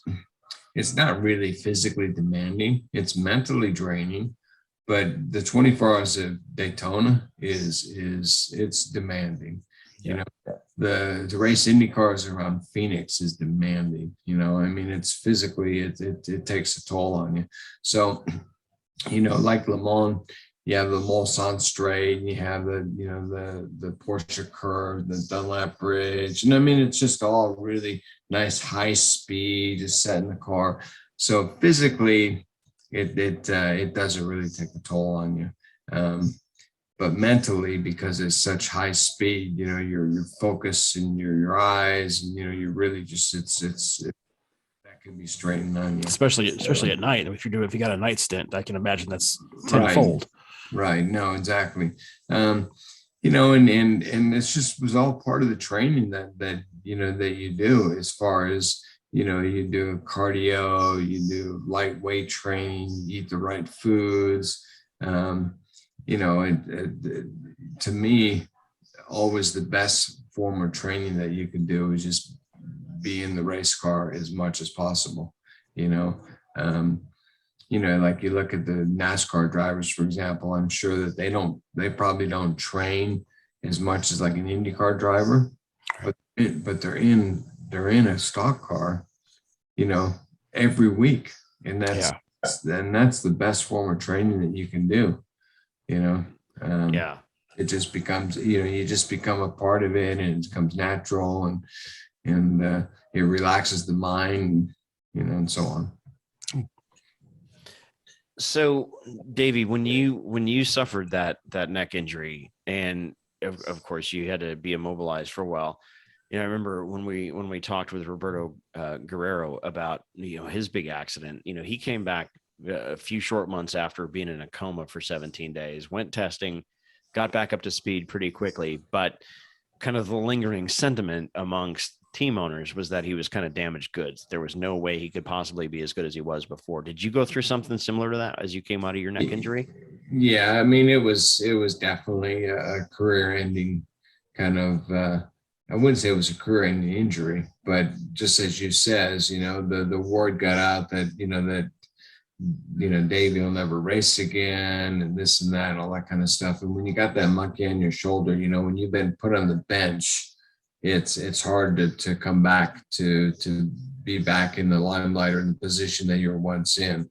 For me, it was like, okay, I wore the halo for 3 or 4 months, but I had a little, there was some little bit of nerve damage, which takes time to recover, and there was like a stem, like they say, it's a brain injury, but it was like some little stem got pulled. So it's stuff that just takes time to heal.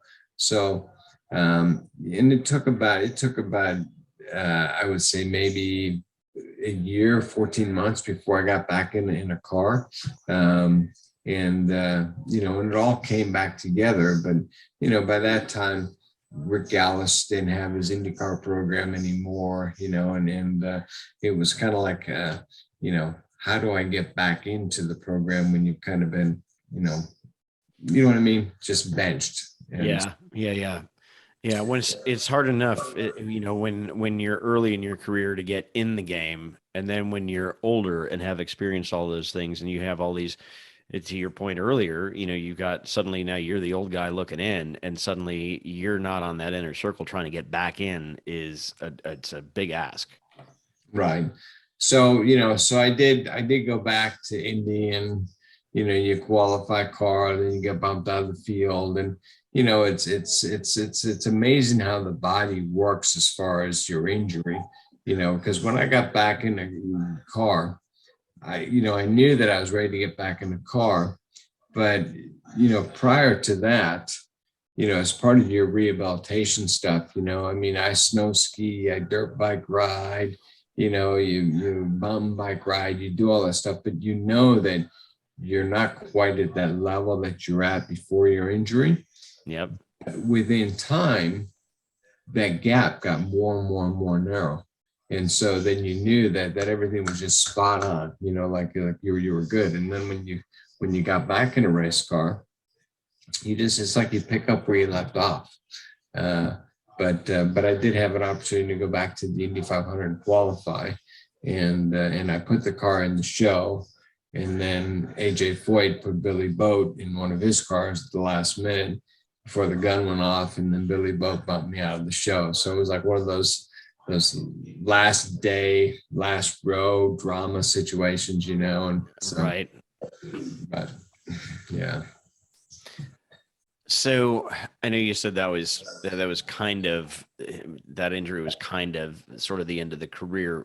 Yeah, what wound up happening after that Indy that you got bumped out of? I mean, I'm sure there were some things that you kind of dabbled in a little bit, but certainly we didn't get to see you on a full-time basis there was I mean, we did some stuff we went back to the 24 Hours Daytona again with a program that there was a gentleman racer, and then there was myself.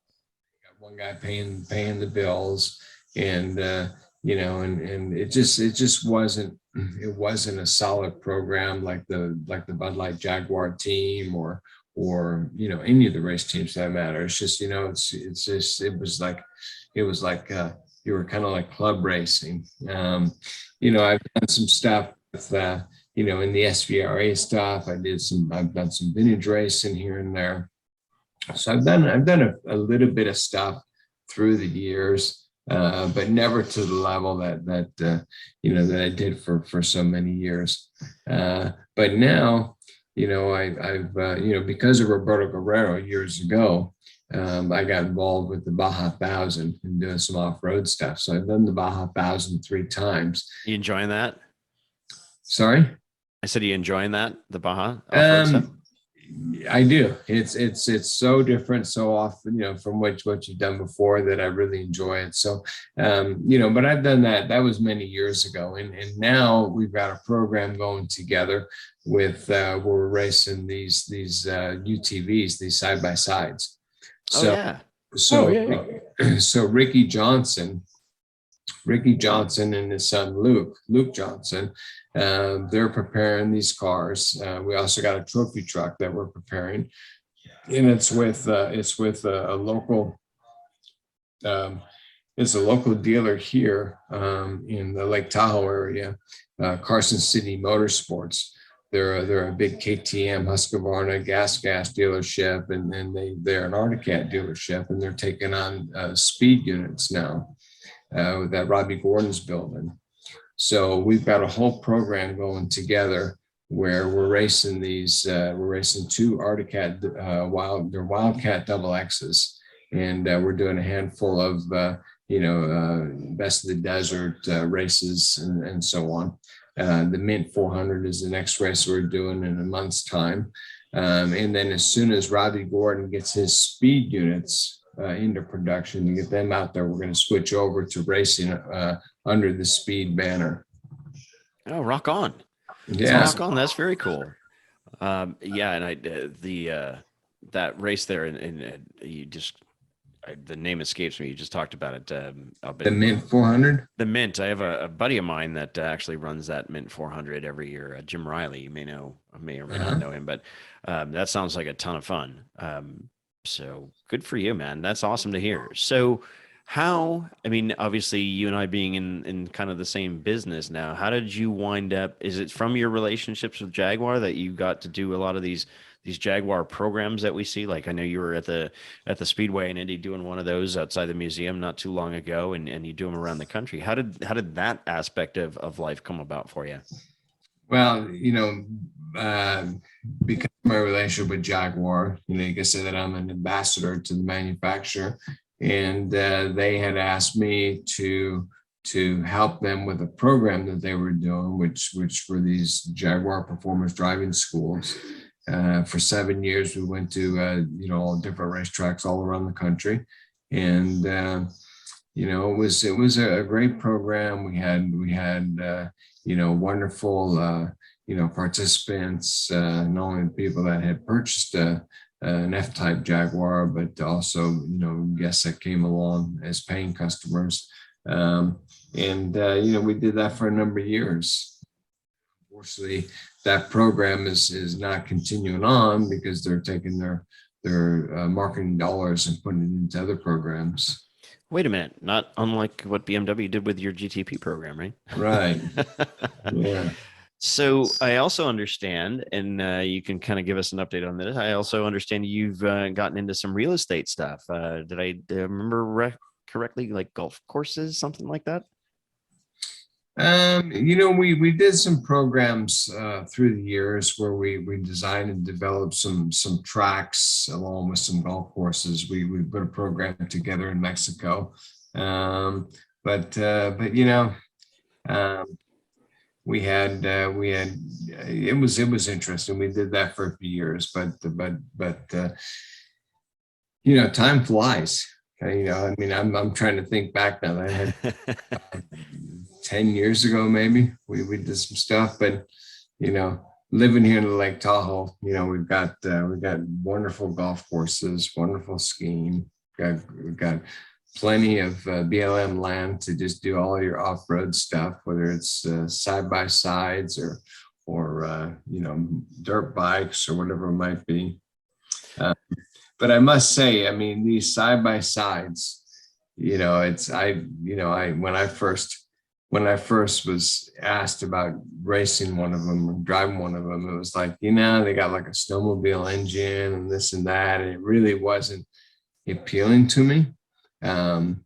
Until you drive them, and they are really coming around to where they're like a mini trophy truck now. They have so much travel, and they're so quick, and they're just a hoot to drive. I was going to say they sound like a ton of fun. So is that kind of what's taking up your days and your attentions these days? Is a lot of the off-road stuff? Well, we've got a really stout program going together for this year. With Speed UTV and with Carson City Motorsports. We're going to run a full team, a 2-car team. We're going to do a handful of races in the side by side, and then a handful of races in the trophy trucks. We're going to have some sponsorship by McDonald's, and we're going to do like a YouTube mini series where there's going to be episodes on our program. So we're going to release that all in the next few weeks. Oh, rock on, dude. That's great news. I'm happy to hear that for you. Yeah. You'll have to keep us posted so we can get you back on the show to talk about that. And then we can help get you guys promoting that even more through our channel here. Yeah. Ricky Johnson, who's, a name from the past, he was like 7-8 time AMA motocross champion, and he went trophy truck racing, and he's my teammate. We're doing some stuff together, and we're tied in with Robbie Gordon and their new Speed UTVs, which is pretty exciting. It's some really cool stuff that we're doing. That is exciting. That's super cool stuff. So, all right, as we kind of get ready to throw the green white checkered on the show, there's just a few other things I wanted to ask you about that just have me wondering, being that we're about the same age and kind of that same era of motorsports. But of all the cool shit that you've driven and raced and won with and experienced, are there any bits of memorabilia from any of those cars, whether it's the Jags or your F3 stuff or any of that stuff that you've hung on to that just means a little bit more to you than anything else, trophies aside? I wish, hindsight, you wish you would have kept some of that stuff and hung on to this stuff. But when you're in the game, playing the game, it's just, it's not stuff that really comes to mind. I have some of the memorabilia, whether it's driving suits or helmets, or there's some trophies, but yeah. It's you look back now, it would have been nice to get a few things, maybe even a car here or there. I know a lot of drivers negotiate with their teams, as far as if they win this race, I get to keep the car or something like that. And I never really had that, kind of, I guess I was just always looking forward to the next race. It's like I went back to Indianapolis, and I hadn't been back to Indianapolis for many years. And I was back there the year before last. And we have six upper penthouse paddock tickets that we've had in the family since they built the upper stands on the front straight. And we get them every year. And I have, when I first started going to the Indy 500, those are the seats that we sat in. And so you kind of start by going to the Indy 500 in those seats, and then you end up on the front row or leading, sitting on the front stretch in the car. And then, you fast forward 25 years or so, I went back to the Indy 500 and I ended up back in the seats in the upper paddock. So I did like a full circle. I went from the grandstand seats to the front row back to the grandstands. That's true. When you say that some of the drivers negotiate to keep a car if they win with a car, with your entire career, with the various cars you've driven, if you could get back one of those cars and just keep it sort of as your own, which car would you pick? You guys keep going. There was the car that I won the 24 Hours Daytona with, the Castro Jaguar in 1990, and that came up for sale. It was the RM auction at Amelia Island. They auctioned off, and I did a little promo with the car. I got to drive the car through the tunnel and kind of onto the stage and the turntable when they were all bidding on it and so on. And that car, I actually drove it when I did the promo. I drove it a few laps around Daytona. And it's the first time the car in 25 years that the car had been back into the States. It was just in England. Yeah.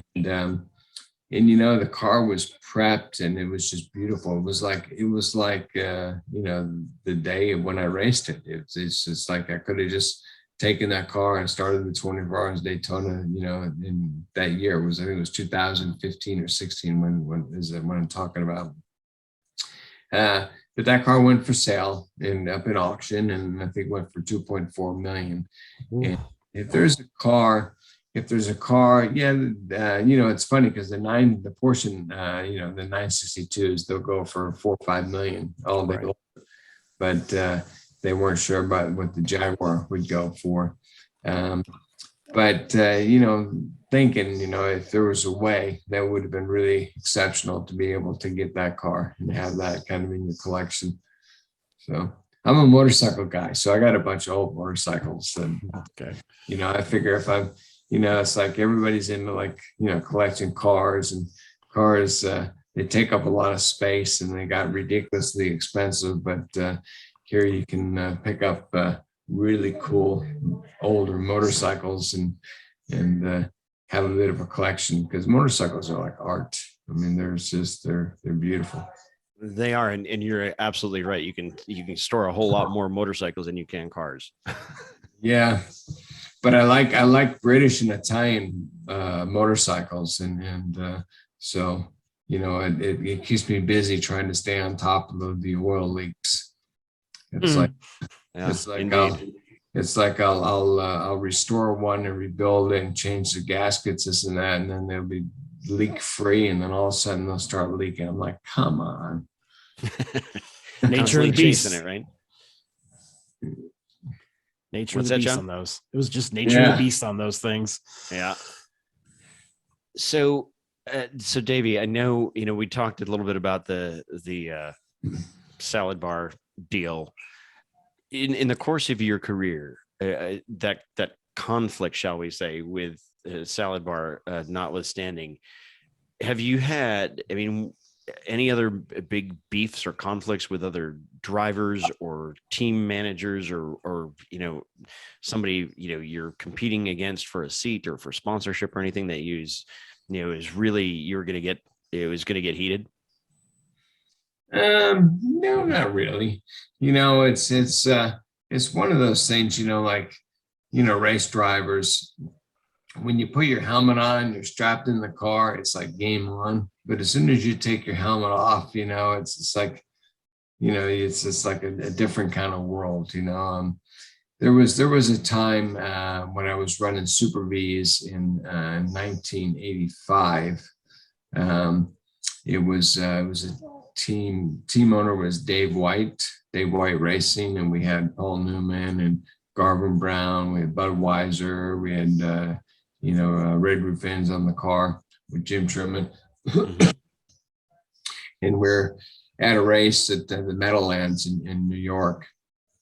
And I don't remember exactly what went down, but I wanted to file a protest. And Dave White said, "No, David, we're not going to file a protest or whatever." And I got so upset with him. I had a water bottle in my hand and I just chucked it at the trailer. I think I put a dent in the trailer. Oh, oops. Yeah. That'll work. So along those same lines, though, whether it was, the F3 stuff in Europe, the Super V program, any of the Jaguar stuff or anything in between, IndyCars, whatever, because I guarantee you've been through at least one. As racers, we always do. The biggest shit show of a program, whether it was completely dysfunctional, they didn't have enough parts, it was used shit, it wasn't to your level of preparation or on a full, big picture kind of scale. What's the biggest shit show you've ever been around in terms of your racing career? There's been a few of them. I knew it. The first one that comes to mind was we're at Daytona, and I go out there and I'm running the car. I'm like fourth or fifth quickest, right? But the guy that's putting up the money, he wants to start the race. So he gets in the car and he goes out and he starts it and he spins and he takes off the rear wing. And then he comes in, the rear wing comes off, then he comes in and then he expects me to get in the car with no rear wing. And I just kind of refused to do that. It was just the whole thing. It was just a shit show. And again, we're getting to the point to where if you're spending that kind of money to get the car to Daytona for the 24 hours, why don't you just let me start the race? Let me run, get a couple hours of great media coverage, then you can present, and then whatever happens after that, when he gets in the car, whoever, at least you got, something, a takeaway that you can show for your investment. You ran up front, you did this, you did that, all that kind of stuff. But no, they want to start the race and they want to crash the car in the first lap, and then they want you to get in and drive it when the car's destroyed, So anyways. Beautiful. Just what you want as a driver, right? It's like, yeah. Jesus. All right. So kind of moving forward to looking at racing now, I'm sure, like the rest of us, you kind of keep abreast of things like the IndyCar series and, IMSA, Formula One, that kind of thing. So with the Roar Before the 24 coming up and the 24-hour Daytona coming up, I'm sure you're paying fairly close attention to that. Is that something you usually pay attention to, is that series these days? Yeah. I mean, I think auto racing in general has been at its absolute best the last couple of years. I mean, it's just so competitive, and the drivers are just exceptional. So it's created a lot of excitement. I mean, from Formula One to Indy cars to sports cars, even NASCAR. I don't know, with their next gen car now coming on board, I don't know how much is going to change, the playing field. But NASCAR has just been super, super competitive, where, in years past, NASCAR was just kind of like a basketball game. You just wanted to wait to the last minute to watch it, Yeah, right. So, and I mean, you look at the 24 Hours Daytona, you look at the driver lineup that they have. I mean, it's pretty stout. It's funny you say that. We were just talking about that for the season 2 wrap or season 3 preview show that just dropped earlier today. And we were going through like kind of the driver lineups, and you're absolutely right. I mean, the depth of talent in every major racing series. I mean, IndyCar, particularly the last couple of years, but even IMSA. I mean, you look at those driver lineups, and it's long gone are those days, when you were driving early on, where it's like you get one rich guy that wasn't necessarily the quickest, but he was fun in the program. And then you get to put a fast guy like yourself in with him, and you could make a go of it. Now it's like you got, 4 guys that are all really good in virtually every class, all the way from DPI to GTD, and Right. that's going to be, and then it's kind of reflected too. And I'm sure, I'd like to hear your opinion on this, the whole driver, rating system now for IMSA with the whole bronze silver thing. I know that's a big bane of Johnny O's existence and many of the rest of us as well. But I think that's also part of the reason that has forced some of the top talent that may have been factory supported drivers, kind of pushed down a little bit. So now you're seeing some of these guys, all the way, not just a DPI, but GTD Pro and GTD. I mean, that's part of the reason too, I think, why we're seeing such a depth of talent, particularly in IMSA. And I couldn't agree more. I mean, it's again, it's the ladder system, and it's kind of keeping, somebody that really shouldn't be there, to not only upset the kind of the program and the team that they're on, but just it could affect the whole race in general. I mean, the other cars, competitors. So to be able to, to build your way up into, like a ladder system, I think is really a good play, and it makes it super competitive. For example, look at like the Chili Bowl was this last week, and it's a week-long event, but they had 400 entries. Yeah, that event is nuts. And they narrowed it down to 24 starters for the main race on Saturday night. So by the time you narrowed it down to 24, you had 24 of the best drivers, in car combination, narrowing it down. So it was, I mean, it was good racing, good program to go from there. Yeah. Yep. I couldn't agree more. I mean, I love the fact that we have gentlemen racer that are in racing, and there's series that are for them, like whether it's the Ferrari Challenge or there's other types of stuff, but when they're putting up the kind of money that they're putting up to drive in the 24 Hours Daytona, I think that when they step in and they drive with, whether it's, Castro Neves or Pagano or whoever it may be, it's they get like starstruck, and I'm saying this because I've seen it. It's like, I had this gentleman driver that he was awesome. You can work together, you can test it, all that kind of stuff, but you get there for the race, and all of a sudden he's like a totally different person. He's like, can you believe this? And he's like so high on himself, like he's made it, and it's like it's just I don't know, maybe I'm going down the wrong road.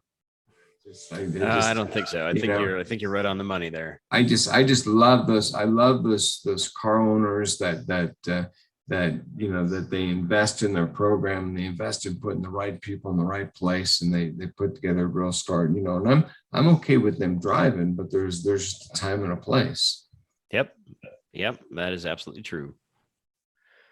So, obviously the IndyCar series as well is just, again, another huge depth of talent. I just think back, not that long ago, and you'll have better insight on this than either John or I, Davey, but it wasn't that long ago where it's like, when you got past, Penske, Ganassi, and probably Andretti, the back half of the field, you could reasonably count on staying there. Well, now it's not just the top 3. You got, Arrow McLaren is now coming on with a Ward. You got Meyer Shank now that's went from the little team that could struggling to put together a one-car program to having both Elio Castroneves and Simon Pagano, and there's only a few car team combinations that you can pretty easily predict aren't going to be at the front. But those days are long gone. I mean, these guys are competitive, way deep down the field.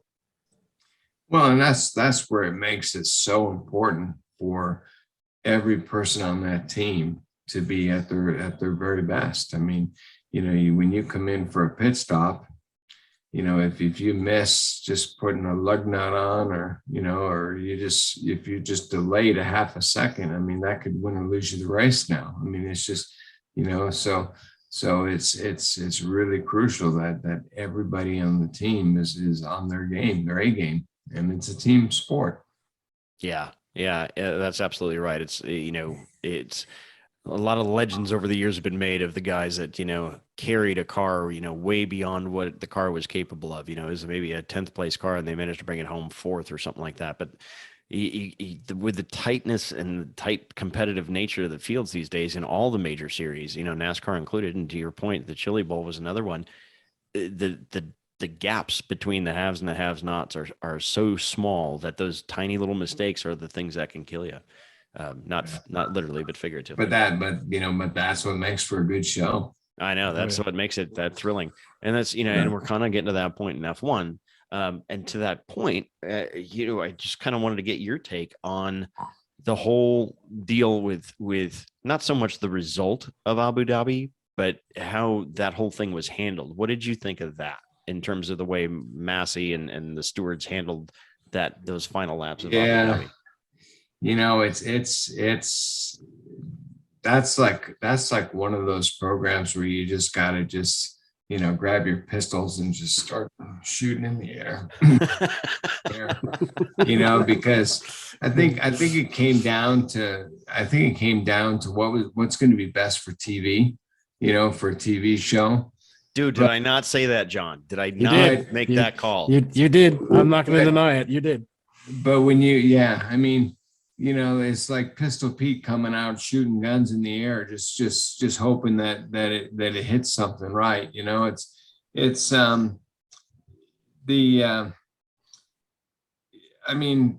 Mercedes had the opportunity to pit Lewis and put a fresh set of tires on, but they choose not to. They choose to keep him out there. And that's what it really came down to was who had the fresher tires, and they played that game all the time and they knew it. So was it handled properly? It's a tough call. I mean, it's I think they did what was best for the sport, but I think Mercedes, they could have made a gamble and played the game as well. The fact that Lewis is now in hiding and not saying anything, and they're doing this whole thing about his retirement, I think it's a bunch of BS. That's total bullshit.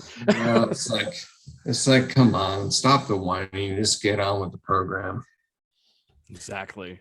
Davey, you're a man after our own heart. We've been saying the same thing for several weeks on the show. Yeah. So, and it's interesting you say that about, the Mercedes tire choice. And that's what I said when that all happened. It's like, I get Mercedes decided not to pit Lewis because they didn't want to give up track position. Okay, fine. But like you just said, Davey, both Mercedes and Red Bull had been playing that tire game every race all season long. It's like, okay, who's going to pit first? Who's going to do the undercut? Who's going to do the overcut? Sometimes it went Mercedes' favor. Sometimes it went Red Bull's favor. And in this particular instance, it wound up working out in Red Bull's favor, and Mercedes kind of got beat at their own game. Yeah, no, exactly. And, I don't know, that's why it's called racing. You never know. Right. That's why you got to watch, right? Because you never know what can happen. Yeah, no, exactly. And I learned a long time ago that it's never over till you cross that checkered flag. That is no truer words have ever been spoken, my friend. That is absolutely right. Look at JR Hildegraaff at Indy. My God. Oh, God is right. That is absolutely right. Holy smokes. Yeah. And that, you know what? And that kind of goes to the sort of the mystique that is Indy, right? Because it's like it either favors you or it doesn't. And that accident totally altered JR Hildebrand's career path because he would have been. He would have been in the top ride from then on had he won that race. And now look at him. He's scrambling to hook up with, Dreyer and Reinbold or somebody, Yeah. Somebody like that for a one-off instead of even a partial season deal. So, yeah. But and then look at Scott Goodyear. I mean, on track, he won the Indy 500. He passed, but he race car. I mean,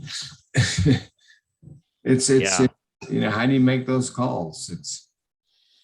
And he's almost remembered more for that than that second closest finish or closest finish in history to Al Jr. Yeah, for that. Exactly. But we got a whole nother year going. It's that is true. So, all right, here, my friend, before we throw the checkered flag on this episode, John, anything else that, I know I've been talking a lot, but there's so much I want to know from Davy. Is there anything else that you've got before we let Davy go here for the day? Actually, yeah. One thing I kind of want to touch upon, how much did you work with Ron Dennis back in the day? Were you pretty close to him, or was it just one of those things where he just sort of introduced you and you kind of went on your own way from there? For the most part, yes. I mean, I got to know Ron when he visited the U.S., and then he was the one that got me to go to the UK under the McLaren kind of banner, right? The Formula 3 stuff. But other than just going into his office, 3-4 times and talking with him, I didn't really know him.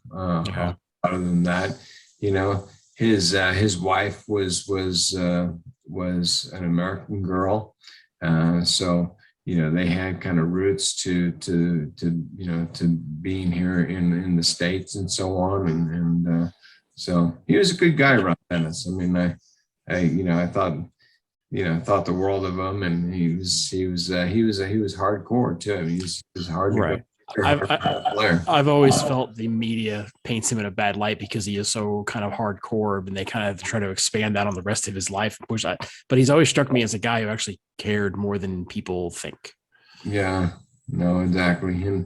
And you get those guys that I mean, they understand the sport inside out. They understand the rule book and they know how to play the game, and they can, they're confident in themselves to show that power, Yeah, I often felt like Ron kind of got shafted when they kind of forced him out of McLaren. Yeah. And I'm sure that, that there's a lot more stuff going on behind the scenes that the average public will ever know about. But yeah, when you run so many years without any sponsorship, and it's I mean, there's a lot that goes on with that we'll never know as far as behind the scenes, not only in Formula One but in IndyCar and NASCAR. Right, absolutely. Yep. That is absolutely true. Hey, but I just say, I mean, I'm really fortunate to have, the people that I've run across through the years that, they've been really supportive of me, from team owners to team managers to, and it's sad to say, but, when you're in the game, playing the game, you're just on the go. You're just always thinking about the next race, the next this and that, and sometimes those people that have really supported and helped you, they kind of get left behind, and you realize years later that you're really appreciative how much they did help you. Like for example, Paul Newman, and the likes of Jim Truman and so on. They were sure.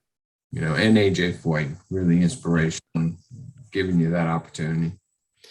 Yeah, and that actually reminded me of one other question I had for you, Davey. Knowing, when you were coming up in the early '80s, and then with myself in the mid '80s, there was, for lack of a better term, there were, I guess, more gaps in the rule book. There was more room for interpretation, more gray area, I guess you could say, because there weren't nearly as many spec series. And one of the biggest things that we used to bitch about, it was that there was already too many different support series in racing to really be able to call the best talent out of. Unlike like in England, you had everybody was going to Formula 4 and then Formula 3, F2, in Formula 1. It seems like now that we're in 2022, there's even more series. Whether you've got the Mazda MX-5 Cup series, you got Star Mazda, you got Indy Pro 2000, you got all these different series, and most of them are now spec series. Do you think, based on your experience and what you see now, that it's even harder for young drivers to stand out and be able to really be recognized as one of the next top talents, like the next Davy Jones, the next Ayrton Senna, the next Martin Brundle, the next Tommy Kendall, whomever? I do. I think that, to be able to get recognized, you have to have the support behind you as far as the funding, the social media.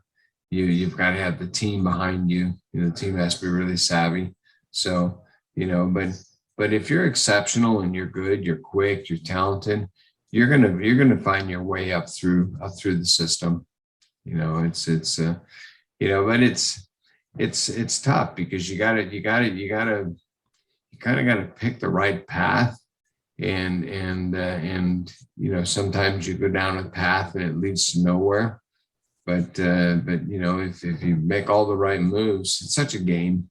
I mean, it's and so much of that is, as much as guys like you and myself have played that game, sometimes it's worked, even though it wasn't, necessarily consciously working, it just sort of happened. But, that was one of the things that I remember always said about Michael Schumacher, is that he had this innate ability to be in the right place with the right people at the right time to get his career constantly moving. Sure. And, there's, and look at like Jeff Gordon, for example. He was always, with the right people at the right place, the right time. And,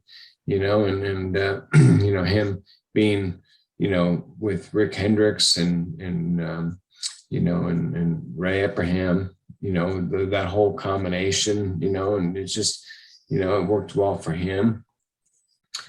Senna was very, very wise, and Senna, when you come along, this is a whole something else you get into, there's those drivers that are like ultra talented, but they're not really head smart. Mm-hmm.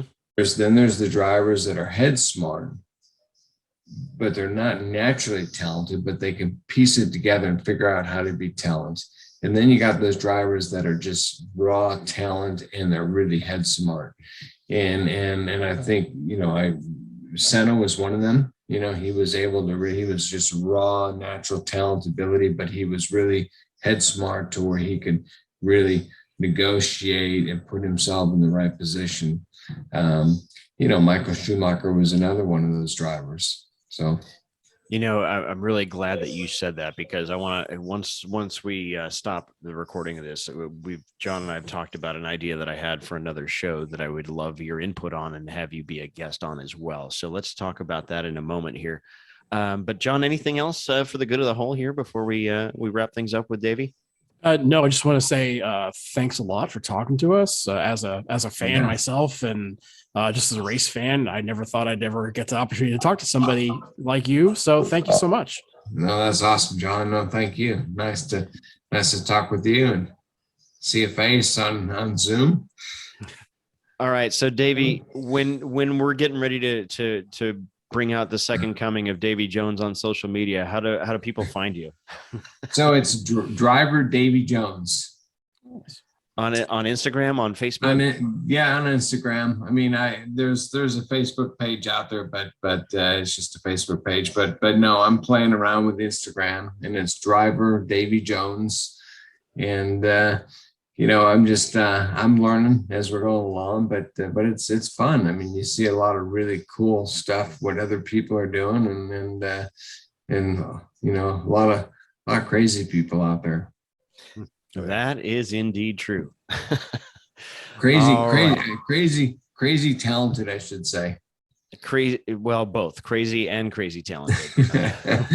But we have a big announcement coming up in a couple of weeks' time on what Davy Jones is going to be doing, and it'll be fun. Dude, I am anxious to hear the news, and absolutely, we would love to have you back to have that conversation about, some of the driver differences, like you said, talented versus not very bright mentally, and vice versa, and everything in between.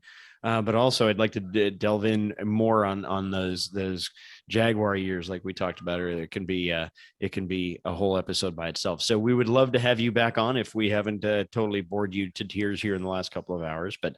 I just want to say personally, thank you very, very much. It's like I said at the beginning of the show, you're one of those guys that I've been a fan of ever since those BMW GTP days, because I didn't know much about you before then. But I'm very honored that you took the time to talk with us today, and thank you so very, very much, Davey. Appreciate it. Awesome, Kevin.